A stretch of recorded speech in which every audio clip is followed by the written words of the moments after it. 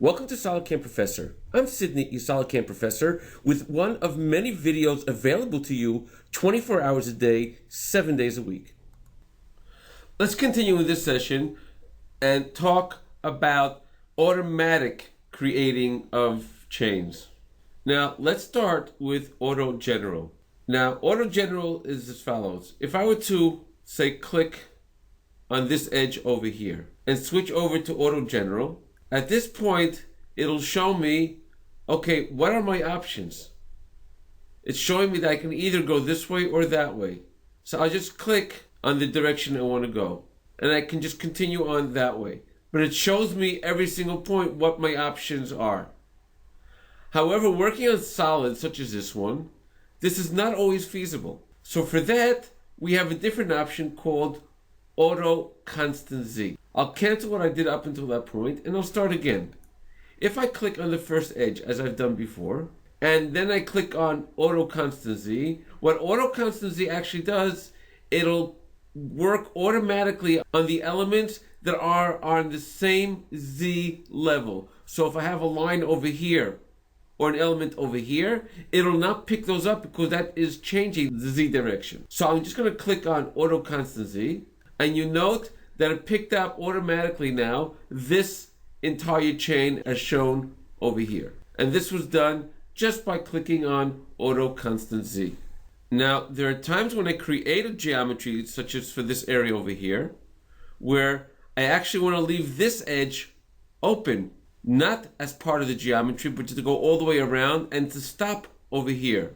For that, I can use Auto Constant Z, but I can also add this option over here called Auto To that allow me to pick a point where I want the automatic constant Z to stop. The way that's done is very simple. Let me just erase the chain I previously created, and I'll start again, but this time I'll choose the option of Auto Constant Z. I'll start by picking my first element over here. I'll click Auto To and choose Auto Constant Z. And all I have to do right now is click on where I want this to end. I want it to end at this point over here. And you note it'll go all the way up until that point and it'll stop over there. If that's all I want, all I have to do is to accept the chain over here. And now I've created a chain this way using the automatic constant Z, but also using Auto To to control up until what point I want this to go. Now let's continue with our next option of Auto Delta Z. If we take a look, for example, on this floor over here, this floor is actually on a slant. So using Auto Constant Z won't work on this floor because this is not a constant Z towards the rest of the elements. This line itself over here, this element itself over here, is not constant Z in itself. So for that, we have the option of Auto Delta Z, where it allows me to actually deviate from the actual Z level that I'm working on to go to another Z level as well. The way this works is simple. If I click on Auto Delta Z, note on the side, on the left-hand side of it, there's an icon that opens up, which I can click on, that'll open up this window over here.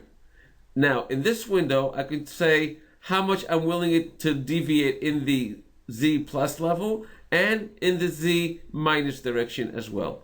I'm just going to give it a distance of 18 millimeters plus and also minus 18 in the negative direction and say OK. Now, if I start over here, click on this element over here.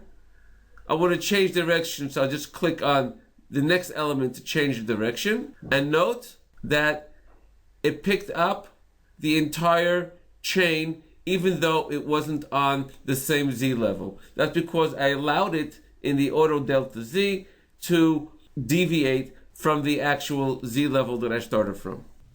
For more videos on SolidCAM Professor, please go to our website, www.solidcam.com, and look for the tab called SolidCAM Professor.